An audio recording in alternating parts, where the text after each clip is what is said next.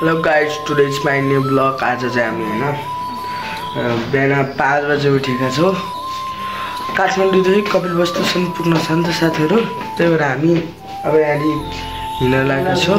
हेर्न सक्नुहुन्छ।